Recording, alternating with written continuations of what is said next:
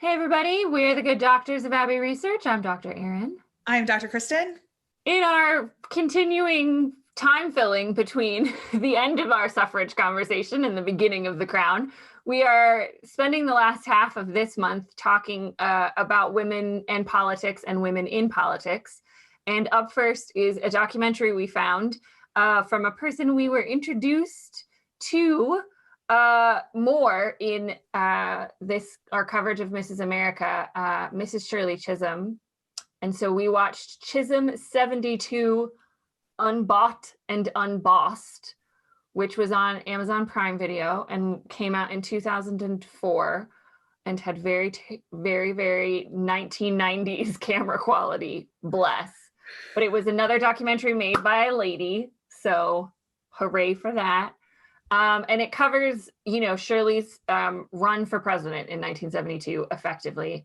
And it was a really, really interesting story. And I would like more about it, especially because both Dr. Kristen and I were born in the early 80s. And so having not lived through this political time, there's always stuff we are learning about it and the contextualization of it that we don't get from US history. So for that and the story of Shirley, I thought like it was an hour and 15 minutes really well spent. But we have a couple critiques and some questions and some thought exercises that we're going to go over. Yeah, so one of my biggest questions, I think, will always be that I want more of an investigation. When we talk about Shirley Chisholm, I should say this, because I said this in Mrs. America, whether I said it on camera or not. I wanted a longer and more in-depth conversation about the Black Caucus and not only the Black Caucus, but then the Black Convention and what that looked like. And kind of that, Mrs. America was obviously the feminist movement. So we spent a lot of time with Bella Abzug and Gloria Steinem and like the tensions there. And Bella Abzug and Gloria Steinem and other published works have also talked about Shirley Chisholm. So I feel just personally more of a handle on why the women's movement as an organized entity, why now didn't endorse her fully, even though Betty Friedan called for it. And why that kind of didn't happen. I still don't fully have a grasp on why the Black Caucus didn't. And which then my like very cynical sociological historical take is, oh, well, it must have been because she was a woman. And I can't imagine it's that black and white. I can't imagine that there's not more nuance to that. There's not more complication. And even if it is that black and white, that the motivations are black and white, that there's not, I mean, we're talking 1972, the Voting Rights Act only passed 7 years ago. Yeah. And so there's a lot of that I would imagine existed within that caucus and within the political community of African Americans that I would have liked a lot more time spent with. And I was hoping we would have, because a lot of the voices in this particular documentary were Black political voices. And so I thought maybe we would get into that a little bit more. Sadly, we didn't. So I don't believe that there is not a there. I do not believe that there's not more data. Maybe there are not more people willing to talk about it and somebody willing to look at the camera and go, yeah, we didn't like her because she's a lady. But like, I'd like somebody to dig into that a little bit more and really cover that. I understand the logic. I don't agree with it necessarily, but I understand the logic of the women's movement a little bit more, that this all or nothing, especially once they started unpacking like what 1971 was like in America. And the idea, the political thing of we just have to get out of Vietnam. We just have to and the only way to get out of Vietnam is to win the election. And like that kind of monofocus is not something I ever learned or appreciated before when we talk about the 72 election. No. And so I can understand their kind of impetus of we just have to focus on getting, like, it's almost like I wonder if they were even like, can we please just move the convention from August back to May, nominate somebody, and then have all that time to campaign? Like, why are we even entertaining this? We have got to make sure we win the general. And so I can appreciate that. I think they're missing a trick or two, the way they handled this, for sure. Bella was a genius political strategist. When she agreed with the strategy, she was historically not known for listening to other strategies. And so, but at the same time, can I blame her when like people her kids' ages are dying every day in a war that she doesn't agree with? Like, Yeah, and for me, that was the tension of that, of the years that preceded 1972, I felt was something that was missing from Mrs. America. Oh, completely. Now, Um, in retrospect, yeah, completely. Yeah. yeah, and like we're huge on context at Abbey Research, and as humans, outside of that, and so for me to have them say at the beginning, like, and we both discussed this offline, that we had never really put together before that 1968 was an election year. Sorry, but we hadn't. Like, I think I knew it, but like I didn't really mentally investigate it. We're Babies. we're babies in that respect. But for me, contextualizing like how traumatic and disruptive that election year was, to then lead to more protests, the draft, more death. We'd been in Vietnam for 15 years, almost 20 at that stage. And like all of that driving the desperation behind that Democratic campaign. For me, I understood so much more the perspectives that people had about Shirley's running. Yes. I think she's a brilliant woman. I think she was a brilliant candidate with a lot of wonderful ideas about equality. And she would have made a hell of a vice president. I think she would have made a hell of a cabinet position, vice president, give her something. She was well ahead of her time, and it was not the right time for her to run. But I also understand that in her mind, it was never going to be the right time as a Black woman.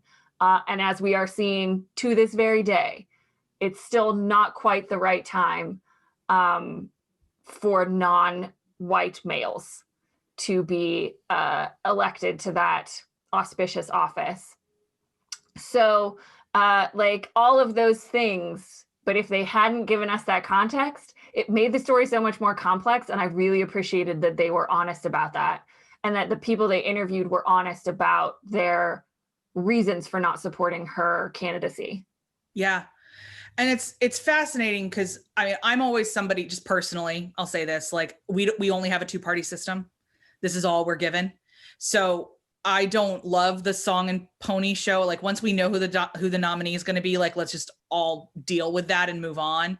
So like there's times where I think we drag out the primary process. I don't even like the primary process because everybody doesn't get a voice, but like that's not how America can work, and like all this kind of stuff. I think it's all frustrating. Yeah.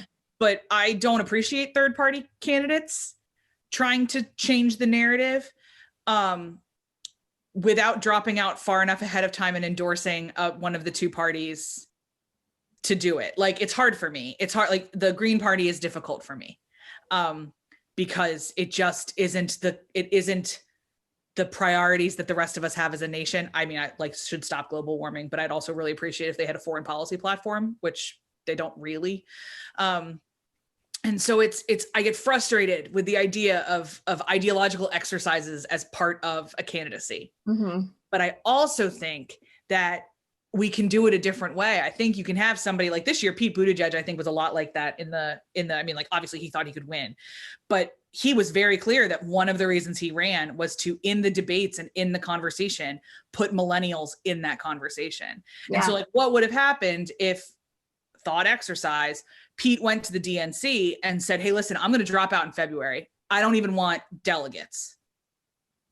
But can we figure out some way where I still get to be in the debates? Because I just want to be that voice in the debates and poking that bear. I'm going to drop out. I will give all of my delegates to whoever you nominate. I'm not going to fight this thing, but like, let me stay in and kind of do this. Can we kind of behind the scenes do some machinations?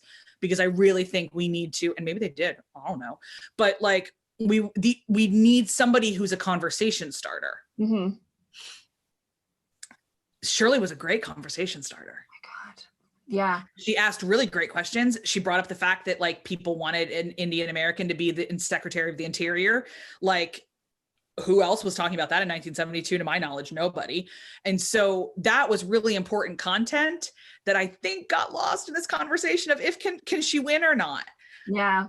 That's not the more interesting question. Like, of course she can't win. I'm sorry. Of course she can't win. But that doesn't mean that she shouldn't be in the room. So how do we make that not a zero-sum game?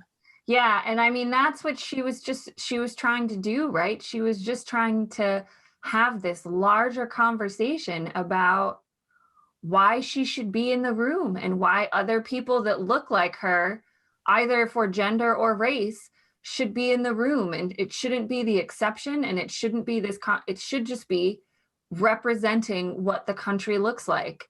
And for that in and of itself was an exceptionally progressive idea to have in the year of our Lord 1972.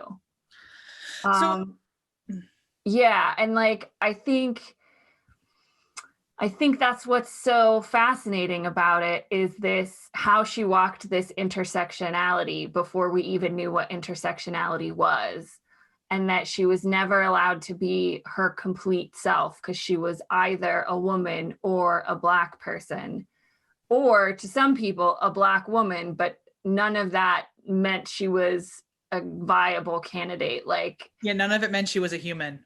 yeah, It always meant she was an other. Everything she existed as was an other. Yeah. And so the times in which the documentary dealt with that was really, really powerful. And it's important to realize what kind of position she was in at this time, with the women's movement being what it was and the civil rights movement being what it was. And like, it must have been so hard. And you see that in even the archival footage of her campaigning, how hard that was for her. And she just wanted to be considered like everybody else. Yeah. She also knew at the same time she was never going to be. Yeah. So, I mean, it proves, nope, it posits, that's the word we're going for there. It posits a lot of interesting questions. Yeah. It posits a lot of questions both for past selves and future selves. Mm-hmm. I think it's worth everyone's time for the simple fact, if you lived through it, maybe not, but for anybody our age and, around our age, definitely understand the context of the 70s politics a little bit more. This is a good starter course, I would say, in that. Yeah. It brings up some players that you'll recognize and a lot you won't, because we're not taught 70s politics outside of Watergate and Vietnam in the United States. Mm-hmm. So this is a whole portion that we really need to understand, is the machinations behind it and what that looked like. So the more stories we can get about that to give ourselves context, the better. Yep. As always, I like things when they don't deify people. This almost tipped in that direction a few times, where it was like she was perfect and we were all idiots. They had a couple dissenting voices, and I was glad for that. Still sounds like she was a bangarang lady, for sure. But it doesn't detract from that. But they are clear that she made some missteps. Yeah. And I always appreciate anything that muddies a narrative, and anything that makes things more complicated, because that means it's closer to the truth. Exactly. She can be both a historic and an imperfect candidate at the same time. Yeah. And she could have the totally correct instincts and the completely wrong strategy, or vice versa. And that's just how the world works. And it's why we don't have linear progress, because that's how the world works. So we'll link this in the show notes. Can't recommend it enough. If you know other political documentaries about the late 60s, everything, like, let's say from 65 to 80. 65 to 80 is a pretty big blind spot for us. Yep. So please feel free to throw it at us. We have seen Argo. That doesn't count. So I watched The Americans, so I feel like I have a pretty solid grip on the 80s and into the 90s. Yeah. And we've seen the band played on. Yeah. So we've covered everything. Just kidding. But we are aware that, like, really honestly, 65 to 85 is an undercovered block of time in US American history in high school curriculum. Mm-hmm. So there's definitely things we're missing. If you are watching this and you're like, oh my God, you guys should watch, as always, please put it in the show notes. We take those things seriously. Yeah. And in the meantime, we're going to be preparing for our hop, skip, and a jump across the pond. That's right. We've got a couple more weeks between now and the premiere of The Crown. So we've got a couple more documentaries and things of note to discuss with you. So we will see you next week for those. Bye.